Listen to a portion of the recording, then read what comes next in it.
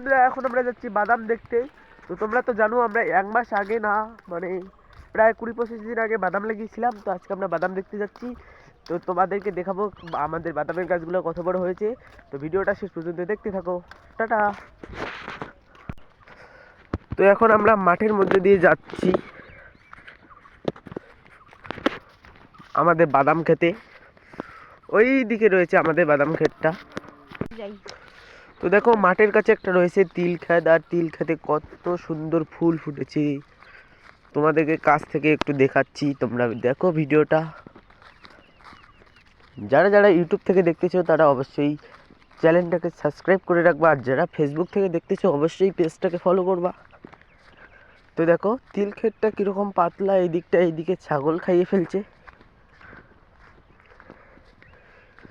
তিল ক্ষেতের যা ঘাস দেখতে পাচ্ছি, প্রচুর ঘাস।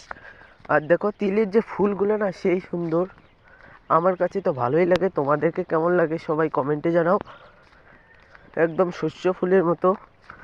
ছাগলে অর্ধেকটা খাইয়ে ফেলছে এইদিকে।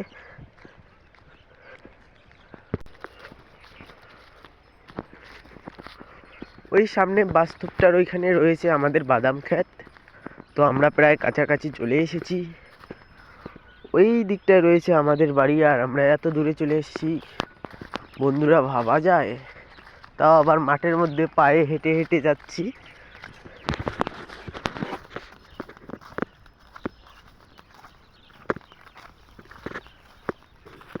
তোমরা দেখতেই পাচ্ছ কত দূরে আসছি আমরা। এই যে দেখো আমরা আবারও একটু কাছে চলে আসলাম। এখানে একটা চা বাগান রয়েছে ওই সামনে। চা বাগানটা এখন সেই সুন্দর দেখাচ্ছি, নতুন পাতা জ্বালিয়েছে। তো তোমরা দেখতে থাকো।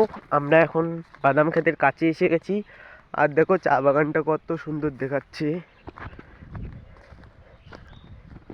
এই যে সামনেই আমাদের বাদাম ক্ষেত। দেখো বাদামগুলো কি সুন্দর জ্বালিয়েছে।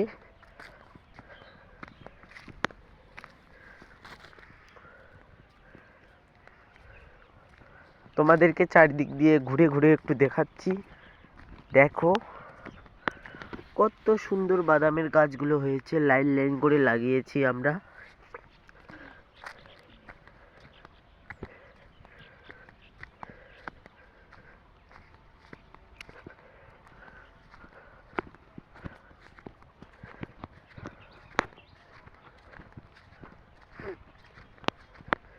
এখানে আমাদের বাদাম ক্ষেতের সাথে রয়েছে একটা সর্ষে ক্ষেত, যেটা লোকের, আমাদের না।